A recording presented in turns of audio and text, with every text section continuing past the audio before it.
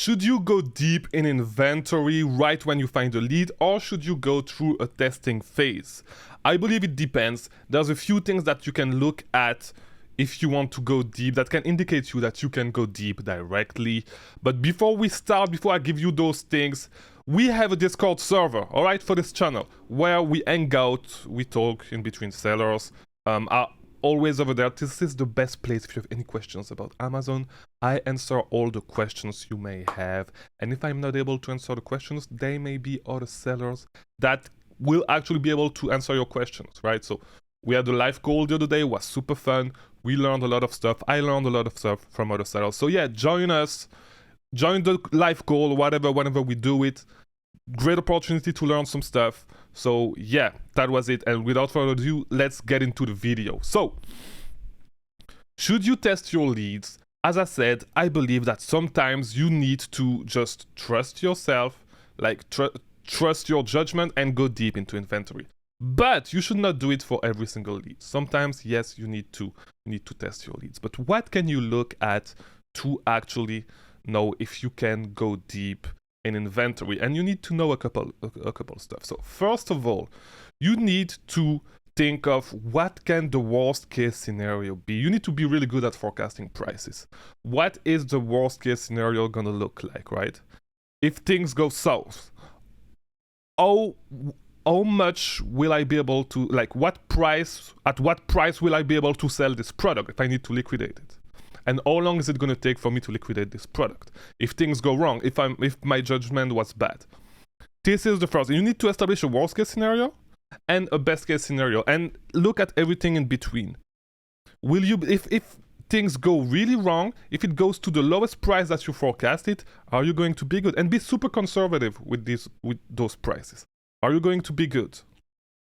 Or is it too much of a loss? If it's too much of a loss for you, just do not get into that lead.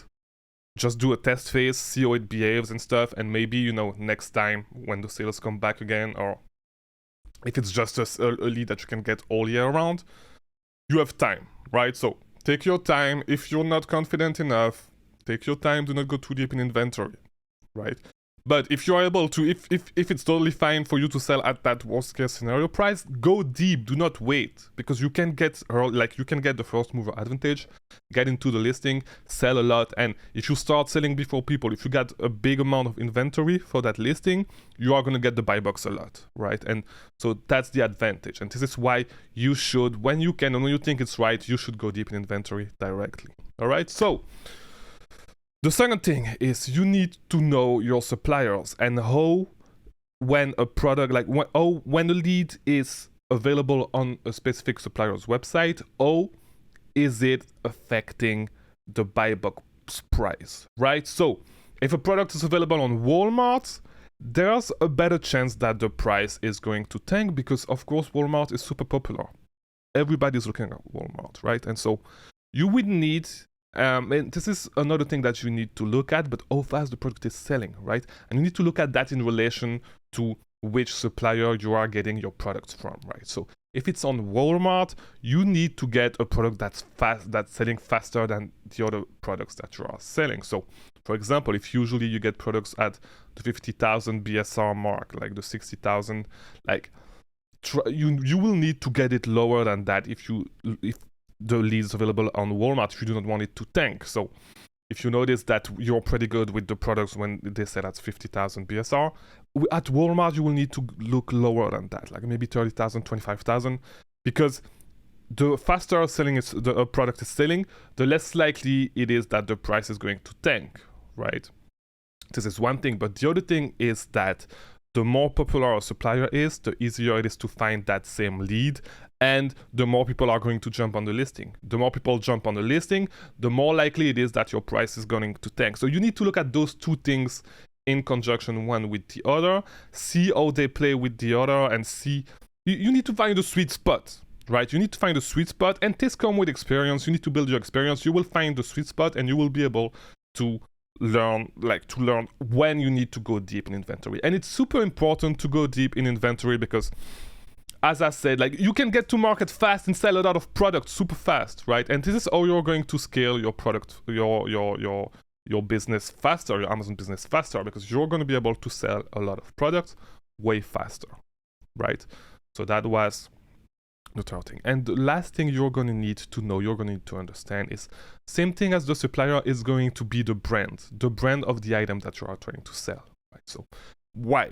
Because a lot of people are not ungated in certain brands, right? So for example, Nike, everybody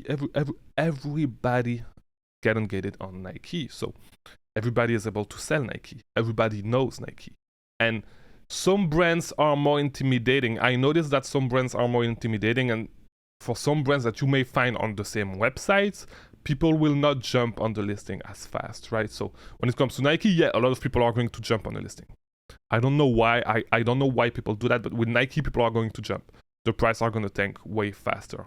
But when it comes to other brands that people don't really know, people do not really have experience with, people are going to be more reticent to jump into the listing. And if less people jump into the listing, the price are not going to tank. Because I have in mind a product that I'm selling currently, which is a more exclusive brand. It's not Nike, it's a more exclusive brand. It's makeup, and it's really more exclusive.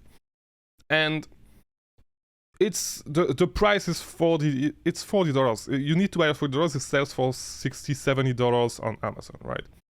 And it's on a website that is quite popular, and that price actually, like from those websites, price tank when depending on which sale you buy and stuff. And this product is at MSRP. You can get it at MSRP and sell it on Amazon for a profit, right? And it's a more exclusive brand, and I feel like people are kind of scared to jump into that product, because for the type of product it is, it's quite expensive and stuff. And so yeah, because you will get them for $40 a unit, and so it's a big investment to go deep in inventory, right? But when you think about it, for Nike products, Nike shoes and stuff, people go deep in inventory for Nike shoes and stuff because they know the Nike brand and they're not scared about it, right? But when it comes to other brands, this is why you really need to understand, you really need to know the brands. You know, you need to develop your knowledge, because it's a niche knowledge. You need to really know that niche. So for that case, it would be the brand that you're trying to sell. Know the brand, and whenever you find a product from that brand, you know all the demands are, you know if this brand tends to tank, right? This is really important. As I said, Nike tends to tank way more than other brands, and so you need to build that knowledge. And if you know all those things, you will become a how to say that, you will be able to actually know if it's a good idea to go deep in inventory. So look at your supplier, how it affects the buy box price, at the brand, products of that brand. Do those products, do that brands tend to tank on Amazon? What was the next thing? You need to be really good at forecasting your price and basically setting up a worst case scenario, a best case scenario. And the product needs to sell fast enough, right? So you need to know all those things, make them work in conjunction one with the other. And yeah, that's it for today's video. That's the thing. If you know all this, you can go deep in inventory. If you have enough experience in all this, you can go deep in inventory. So look at that. Try to go deep in inventory. Try to skip the testing phase when you feel confident enough to do it, because this will take you to the next step in your Amazon business. So yeah, that's it for today's video. Join the Discord, like, subscribe, leave a comment. I'll see you in tomorrow's video. Thanks for having me.